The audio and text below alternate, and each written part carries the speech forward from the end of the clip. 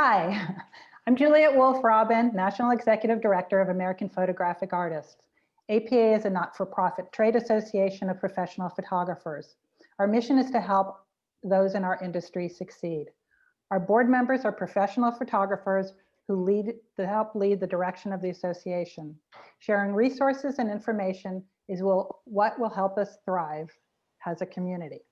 Thank you for being here today and being part of our community.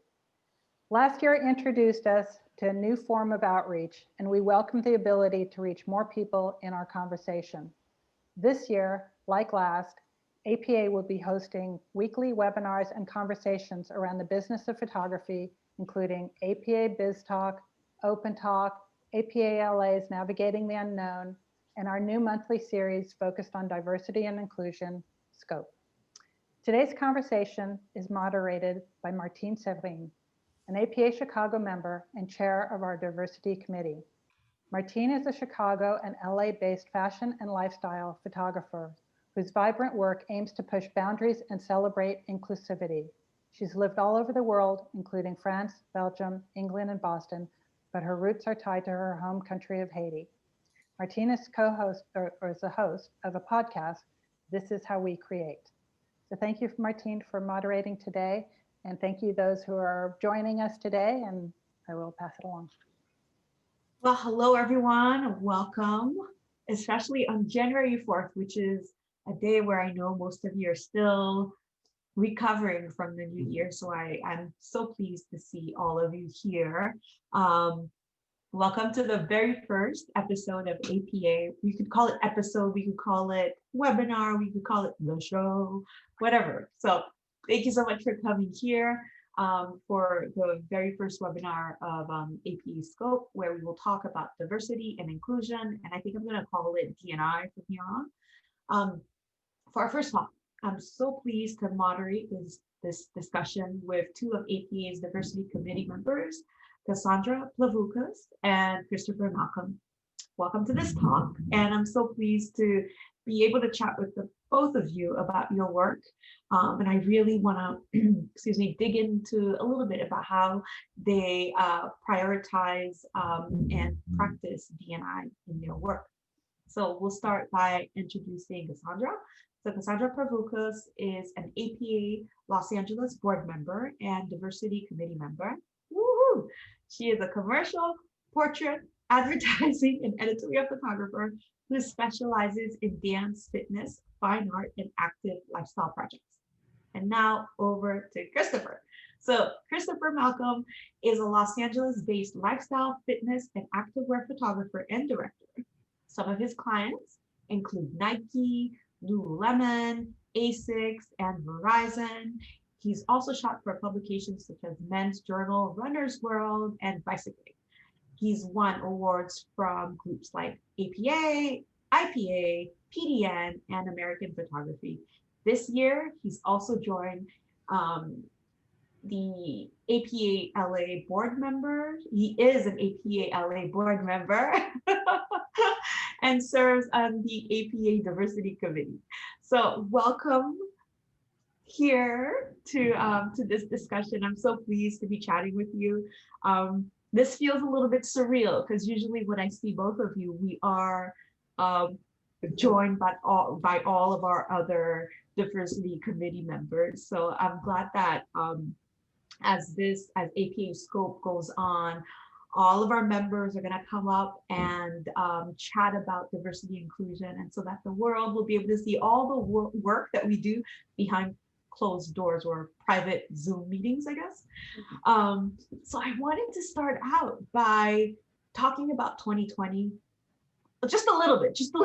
I know we all want to leave 2020 behind, but so I just want to talk about a short review of how 2020 went for you work-wise, and about your work now and how you are thinking about attracting or incorporating diversity and inclusion in your work in a way that aligns with your values. Do we want to, ladies first? Yep. You want to go first? Yeah, I'll go first. So, first of all, can everybody hear me okay? I want to make sure I'm not too loud or too Yes. soft. So we're good. So obviously, 2020 was challenging to say the least, but in hindsight, I'm actually really glad you asked this question because it forced me to kind of sit down and put things in perspective. And it wasn't until I did that I realized that, yeah, 2020 sucked, but in hindsight, there were some highlights. I mean, I actually did work, which it's really interesting because at first I was thinking like, oh, I only shot one job, but I actually shot a lot more than that. I did personal work. I did an ad job. I did some stuff for spec. I did some e-com stuff. And then like the personal work yielded, a bit on a long-term project, inclusion in yourdailyphotograph.com, an LACP exhibition, and then like a Herbert's Foundation feature. So it's amazing. And then the ad job, again, I want to, just say that was unexpected, but that came by way of Heather Elder and Jim Baldwin and Create in Place. So I kind of want to, say thank you to them. And I got to use my kids' talent, which was amazing, challenging, but amazing. So, with that said, having done all of these things that I didn't really think I did, the one thing that stood out to me the most was personal work. And I think if I'm looking at ways in which to, align myself and get work going forward as it pertains to diversity and inclusion, I think for me personally, it starts with personal work. Like I have to, create the kind of work. First of all, I have to make work to get work, right? And then I have to make sure that that work is work that I want to be seen, that I want to be associated with and recognized for. So that tells me that, I have to find that balance because it's not easy to, find that line when you're trying to work to make money, but at the same time, you're trying to work to make sure that you're taking on projects that, are authentic to you and that, that match up with your values. So for me, it's about finding that line, finding that balance and straddling that line between creating and being true to myself, but also making sure that I'm taking, all these things into consideration. So I hope that answers the question. It does. And I would say for me, I mean, actually, 2020 is 2020. So I don't know if anybody's gonna say 2020 is a fantastic year, but in general, I mean, I feel incredibly fortunate. I mean, I guess if the year would break down into 4 different phases. So the year started well for me, shot a couple campaigns early, was actually up north doing a shoot for Nike. I flew up. It was a full plane, and it was like the end of March. I flew home, and there was like 3 people on the plane. So like it was like literally like it was. So a lot of stuff was happening kind of like early in the year, but it was good. I made a little bit there early. Then of course like everything, the whole industry shut down for about 3 months right after that part. So that was a little quiet, but it was interesting because I think that was actually, for me creatively at least, was a positive as well, because what I did is I started doing kind of like a self-portrait project during that time. And I don't usually like being in front of the camera, but I live alone, and I was the only model I had. So I started doing that, which was really kind of really build up things, creatively. I felt, even though it was just personal work, it really helped me creatively, and it really helped me kind of grow. And I was very, very happy with what I was creating. Then about a couple of months after that, I decided, okay, well, with, COVID being the way it is and just not necessarily going anywhere anytime soon, I need to try to figure out a way to apply those skills that I was learning to my clients. So I basically took all of that and then created a project based around kind of like what would be client work, but as a personal project called The Distance Between Us, which kind of took the skills that I had learned and put them into a long-term personal project, which at first was just meant to be one shoot, but then ended up being like 12 different subjects with multiple locations, just all over the city, and just kind of finding a different way of working. At this point, actually, so you add those 2 things together, I was both kind of building my skills, but also just getting better. And then fortunately enough, right around the time when the state kind of reopened, I started getting more bids and more campaigns coming back in. So I had a nice little rush there. And so all in all, I mean, it wasn't a great year, but I'm still here. I'm in business, and so there's only so much I can really complain about at that point. It's so interesting to hear your reflections on 2020, and I think that I was talking with a girlfriend yesterday, and she was just saying about how like May was the time that completely changed everything about how she saw the world and how she wanted to interact with society, or at least as a Black person in society, in American society, I should say more specifically. And all she was becoming more impatient, and she was unwilling to put up with a lot of things, including bias, including racism, whether it's slight or not, or micro or not, or microaggressions, I should say. But I'm very curious, as you've come out and now we're looking into we're now staunchly into 2021. I'm really curious about what your goals are to create diversity within your studio and with the jobs that you take on. And in thinking about diversity and thinking about inclusion, how are you different, and how are you setting yourself up to want more from the world and want more in general? I'll go first again on that one. So in terms of taking on, more diverse work and building a more diverse team, for me, that's a goal that I've always had. And I feel like that's something that I've always strived for and always managed to do. I will say, however, that since joining the diversity committee, that word diversity, inclusion has taken on new meaning.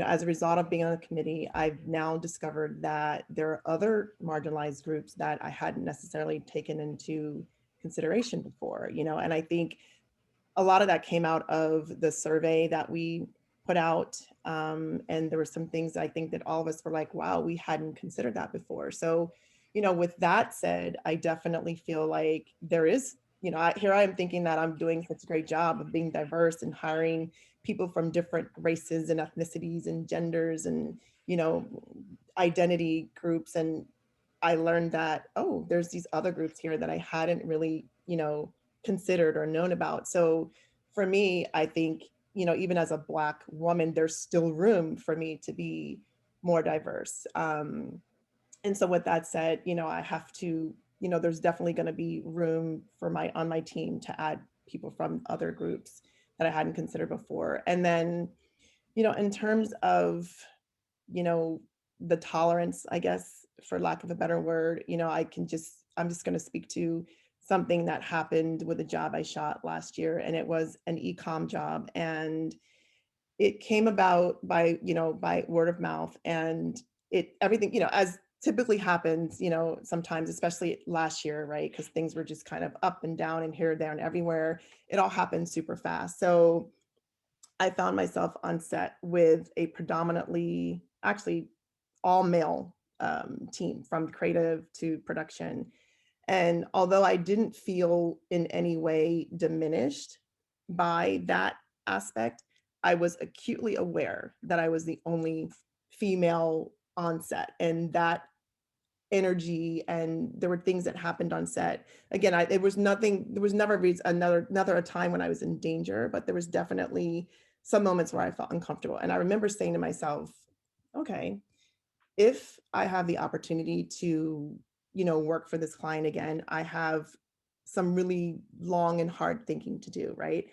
I have some important conversations that must be had, and I have some very strong decisions that need to be made. And so I remember being very, very concerned that, oh, well, if I do make these decisions and I do have these conversations, then they're not going to want to work with me again.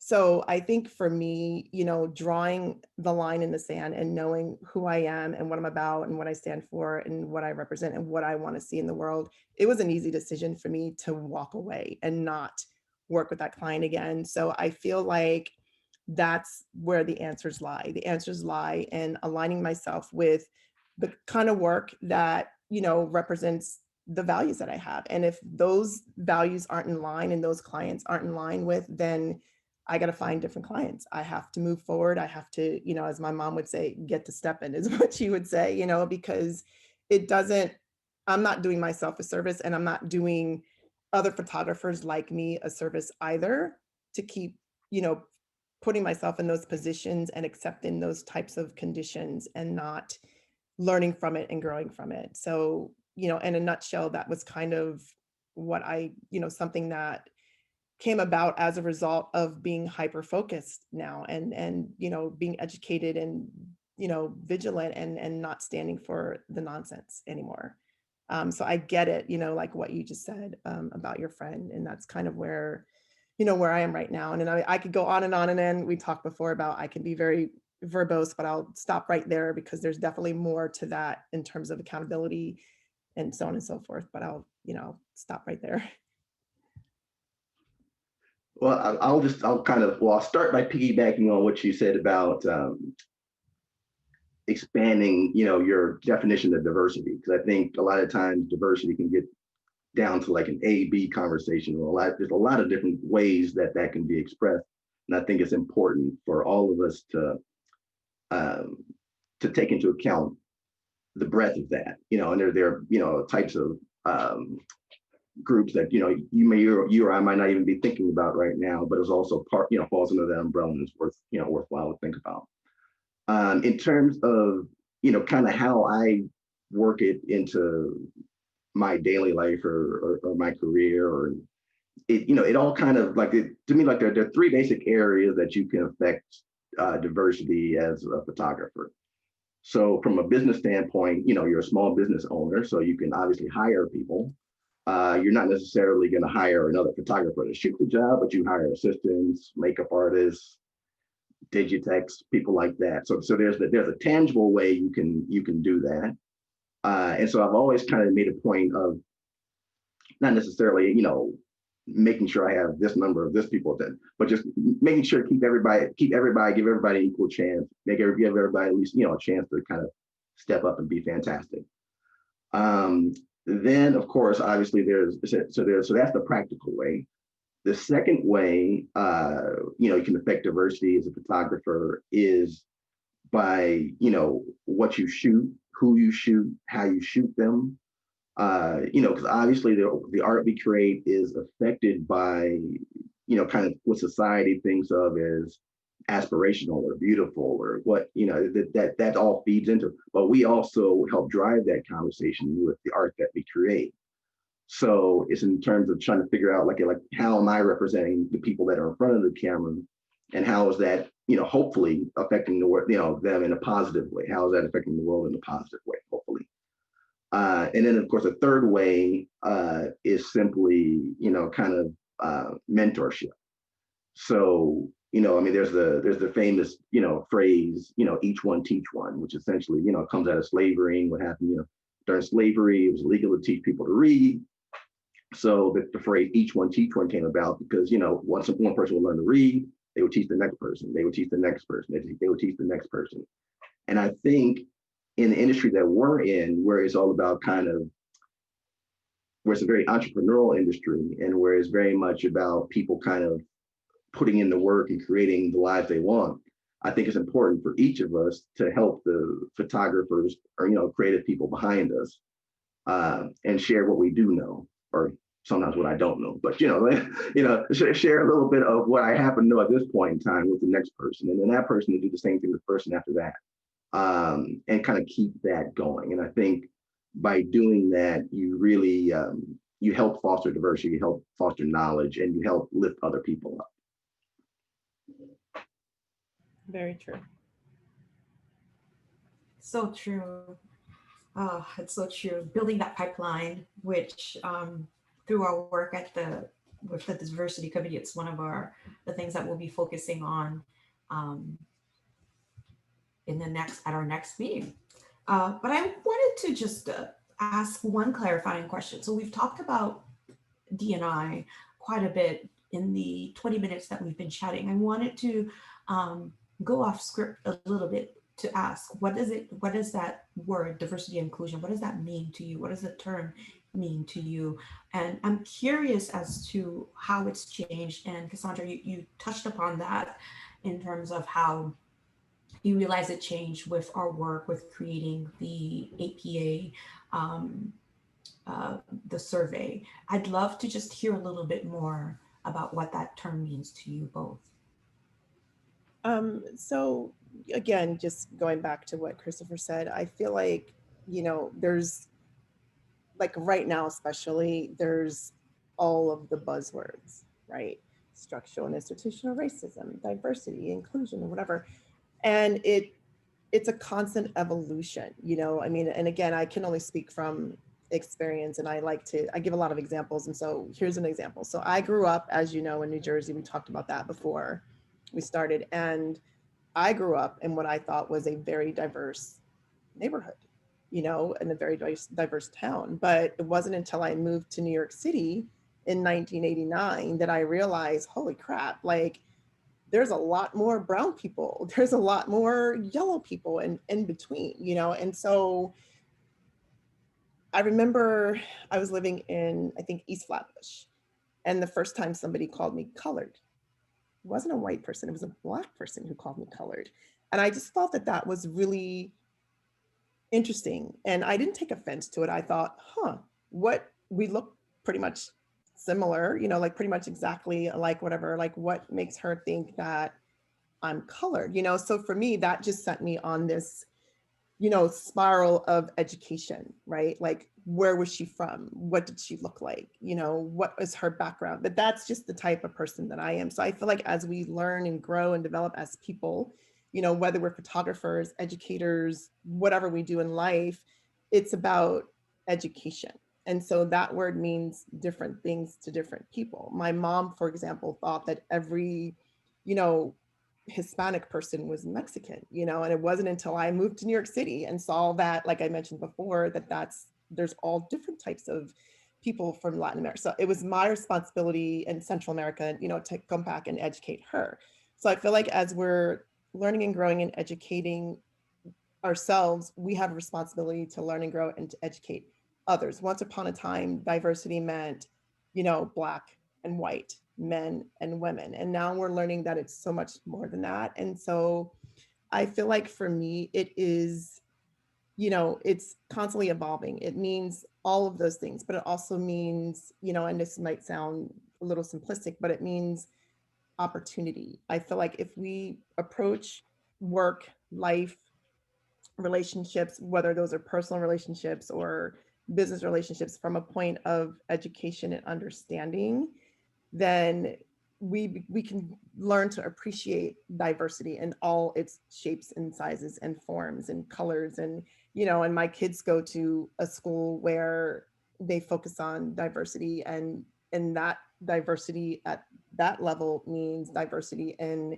economics. They're accepting kids into the school who come from the upper economic region as well as the lower economic regions. And that's one of the ways in which they're staying diverse, So I feel like it has a lot of meaning to a lot of people. And I feel like it evolves again as we go forward and we learn and more and we grow more. And like I mentioned before, the fact that when we started this diversity committee and we did the survey, people were coming back and saying, hey, what about me? I have a condition known as dwarfism. Am I included? Right? How about me? I have, I'm partially blind, but I'm still a photographer. Am I included? So, it can be far and wide, but I feel like at its core, it's something that is constantly changing and constantly evolving, and something that we just have to grow with. And as long as we come from a place of understanding and education, I think that, we can get there. I don't know that I'm going to open a dictionary and find any one definition. Do you know what I'm saying? So I hope that makes sense. Yeah, I should, kind of piggyback on that. I think it's important to kind of define diversity, because a lot of times certain people who might want to use diversity as a wedge issue to separate people. But to me, kind of diversity and inclusion, at its simplest point, all diversity and inclusion means to me is the idea that everybody, regardless of race, gender, sexual orientation, anything, everybody has a shot to live to their best potential. You know, I mean, I don't think anybody in the world, you know, expects to get, you know, favors or anything like that. But basically, everybody just wants to get an even playing field. And, you know, the world is not always an even playing field for everybody. And if, I mean, the photo community isn't either, but the photo community is just an extension of the world. It doesn't exist in a vacuum. So to me, diversity and inclusion really just is a way of being cognizant and a way of keeping in mind the idea that that person that's applying, you know, applying for the job, an assistant is applying for the job, or your client, or the subjects, or the person watching, everybody's just, you know, everybody's just an individual trying to do the best they can, you know, in the world. And if you can create a way in which everybody feels valued, everybody feels appreciated, and everybody feels like they have a chance to compete, you know, based on their merit, I think, you know, to me, that's what diversity and inclusion is about. It's about, you know, giving people an opportunity to, you know, to have their skills and their talents recognized, you know, not as a favor, not, you know, because they're a part of this group or that group, but just because they're extremely talented and they're good at what they do, and they deserve the shot based on their work. You know, so I think that's really what, you know, diversity and inclusion means in a photography sense to me. Yeah, it's about getting a seat at the table, getting the opportunity to be recognized, you know, that's what it's all about, I think. Yeah. Very well said, both of you. I've been digging into Dr. Ibram X. Kendi's book, How to Be an Anti-Racist. And he talks about racism and inequality in terms of cancer. And so he often talks about it as it that, you know, racism, it's invasive, it's not essential, it can be cured. It needs to be treated, we need to be vigilant until every cell of it is gone. And he also talks about hope. And I have a sentence that he wrote in his book, I highlighted it. He said, once we lose hope, we are guaranteed to lose. And I think in general, you know, in terms of what you were talking about, that we all want a seat, or we need to have a seat at the table, and we all deserve a seat at the table because you're 100% human, as your sweatshirt says. And also based on merit as well, because you know, if you're good at your job, if you're talented, then you should actually get a seat at the table. I would love to talk about hope and about being vigilant. And I think the two of them, those two can coexist. I would love just to hear more about your hopes for the industry and for us to have a more inclusive industry. I'm just gonna jump in. Yeah. So when we talk about hope, you know, I'm gonna approach it from the perspective of being a parent and a mom, because besides the fact that I'm, you know, just by nature, I'm a hopeful and positive person. I think when you're a parent, it comes with the territory, you know, it's part of the job description.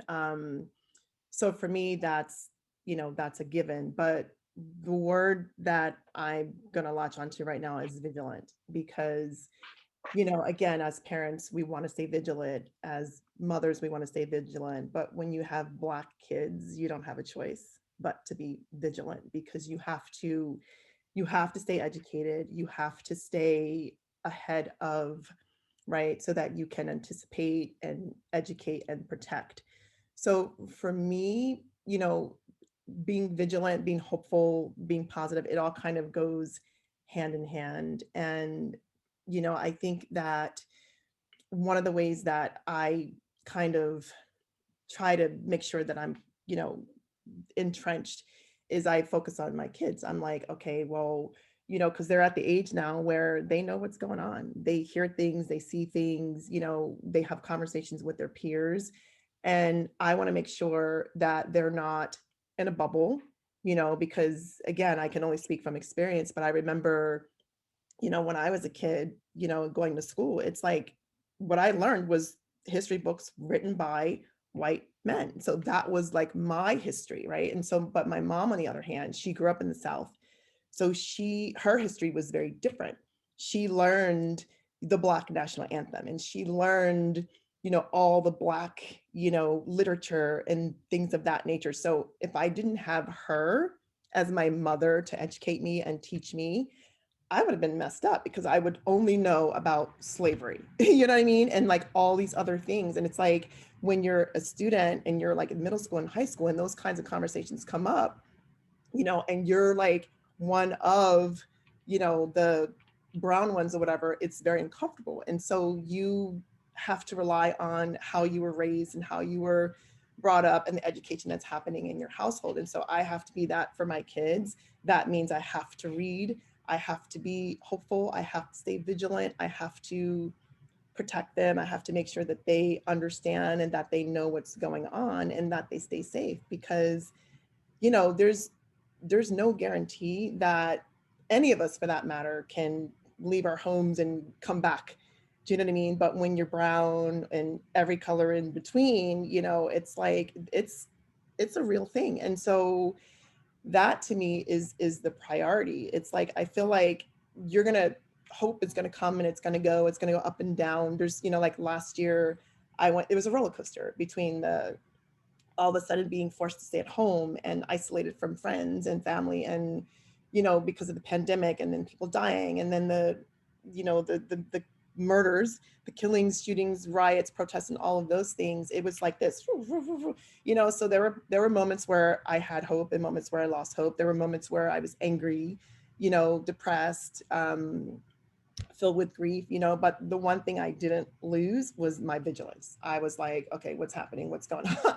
That was one thing that I kind of held on to. And it didn't come from a place of like, anger or anything of that. It just came from a place of like, okay, I'm ready, like what's going on, and making sure that I'm aware and staying alert and in tune so that I can make sure that my kids are safe, because that's my priority. So I hope that answered. I could go on, but I'll let Christopher go. Yeah, no, that was a great answer. I like that you answered it. But in terms of I would say I would say I'm a young Black male, but I'm not that young anymore. But I'm a Black male, so pretty much if I walk out my front door, I'm going to be reminded fairly quickly that I'm a Black man in America. Unfortunately, that just it would take about 5 seconds before something happens that will remind me of that. But I think. So I don't necessarily, but I think for me, it's important to keep educating myself, not only on my own issues, but on, what other people might be facing. For example, like a take, like when the Me Too movement came out, for example, like I'm a man, so obviously I'm never gonna know exactly what a woman goes through, but I can listen, I can try to hear, I can try to examine what I've been doing, which I may not even realize I've been doing in relation to that. I can try to get better. And I think that's really all I would expect from the rest of the world, would be just to basically listen and try to get better. I mean, I think, intellectual curiosity is one of the things that I think is the most important thing for a human being to have, is to simply learn about things, so that when, for example, we have the Black Lives Matter summer, I guess if you want to call it that, from last year, and people say, well, I had no idea that this was going on with police officers. And it's like, how would you have no idea? Like, it's been going on, for a while. Like, like you should be like, you try to consistently educate yourself, because not everybody knows everything. I think people generally mean well, but the idea is to try to keep learning things so that you can form empathy with other human beings, and so that you can try to, even if you're never necessarily going to be exactly in their shoes, try to understand where they're coming from, and try to basically create a world where everybody, feels a little bit, hopefully comfortable, and hopefully everybody feels in a good place. That's not always possible. But in terms of whether or not I have, or, how I keep my hope up, to me, I think the important thing is just that everybody tries to do like their little thing. Like I was saying, like, I'm trying to just, if I do my part, just trying to understand my own actions and how they affect somebody else. I think when we think about, racism or sexism or homophobia, just as a large concept, it can seem daunting because obviously one person can't just fix that whole problem by themselves. But I think if everybody acts individually and takes really into account what it is that their own beliefs, how those beliefs might have been forged by their own experiences, whether or not those beliefs are actually based in fact or some kind of, it's a very long process of trying to understand, kind of your own mentality and kind of, how you're thinking about things and how some things maybe you've been thinking about incorrectly. Sometimes some things you haven't been thinking about at all, you should have been thinking about.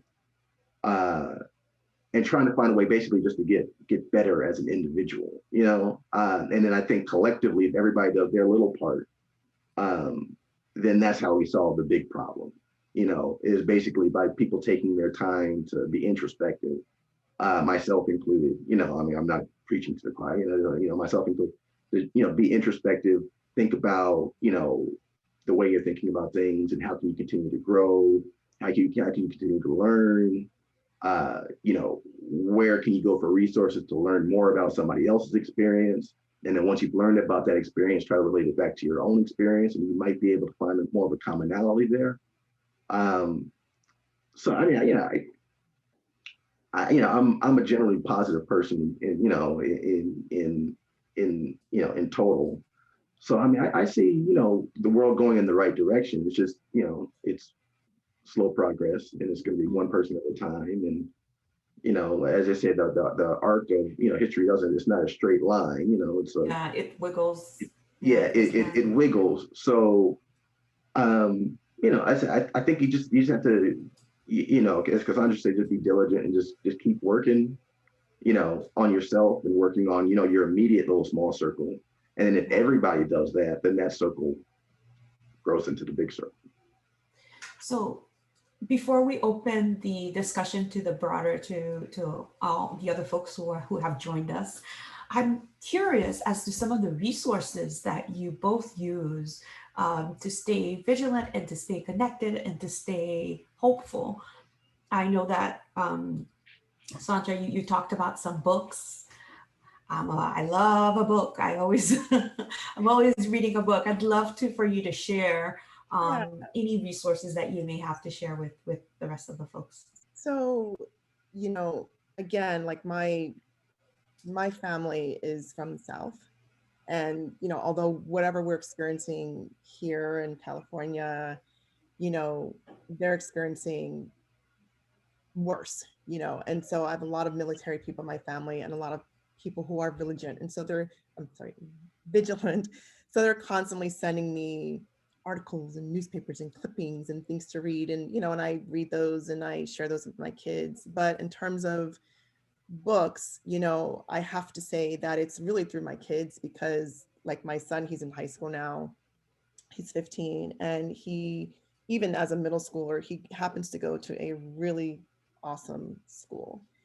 And they've been walking the walk and talking the talk for a very long time. And in fact, their motto is made for this moment. So a lot of the work that they're doing surrounding, social change and, and structural and institutional racism and all those things, those are things that they've been doing for years, since their inception, and they don't shy away from those conversations. And so they have the entire community, for example, the school community, from the teachers to the staff to the parents, kids, everything, reading White Fragility, for example. Like that was one of the books that we read. And then Stamped, the book by Jason Reynolds, that was another one that we read. So we read these books, we have conversations, we have discussions. And I've just always, again, back to what Christopher was saying, I've always come from a place of, needing and wanting to be educated. I mean, I mentioned earlier that I was like this close to being a teacher, you know, and having my master's degree, whatever. And my mom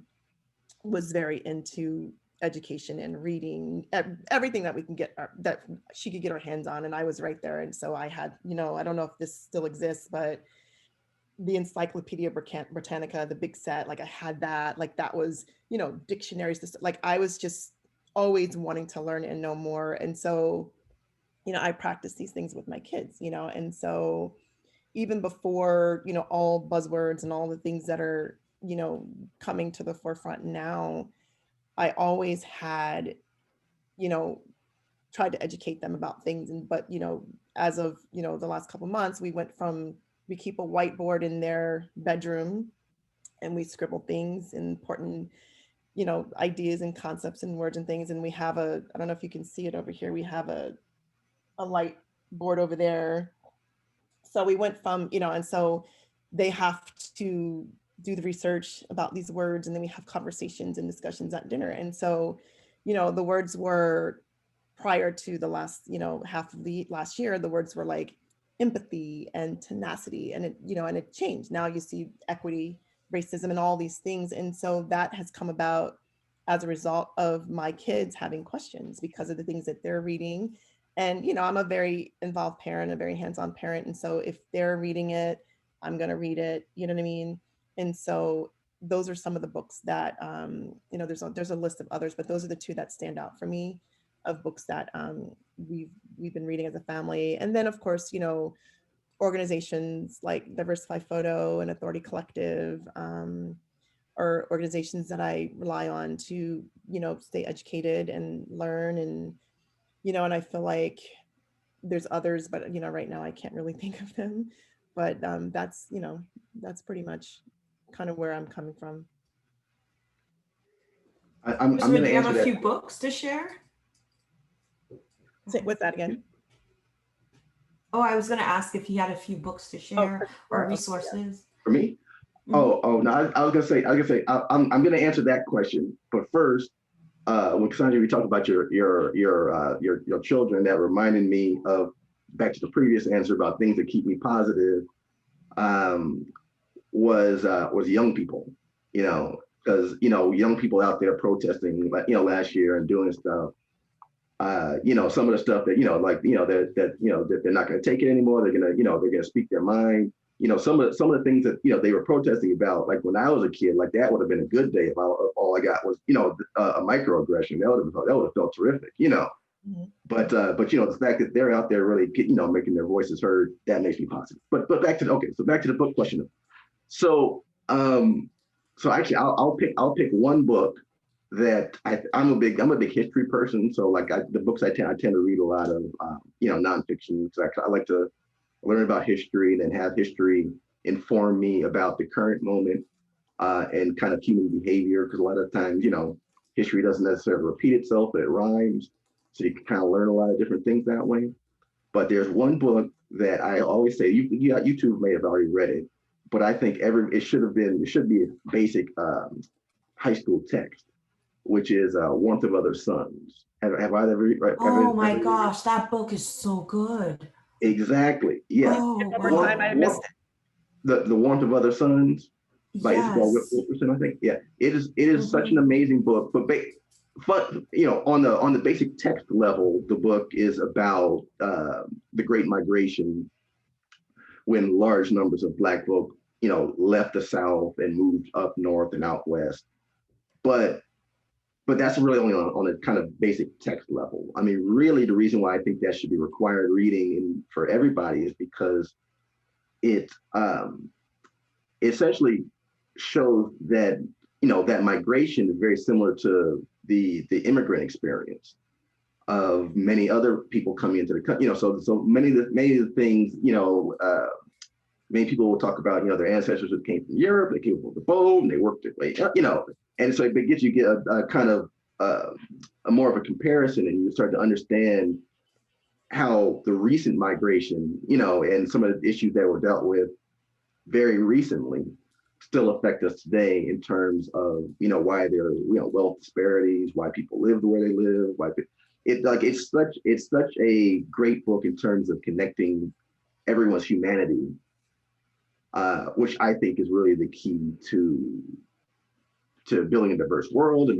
to building a more understanding world, is basically people starting with the fundamental principle that we're all human beings and we're all just, we're all trying to, to get something. But the warmth of other suns, it'll shift your paradigm on a lot of different things. It'll really give you kind of a better perspective on why a lot of the things now are the way they are now. So like, to me, like that should be required reading for everybody. So that's the book I will pick for Thank you. Yeah. Well, I think this is about that time that we will open up the questions. So if anyone has any questions or any comments that you would like to share with us, please feel free.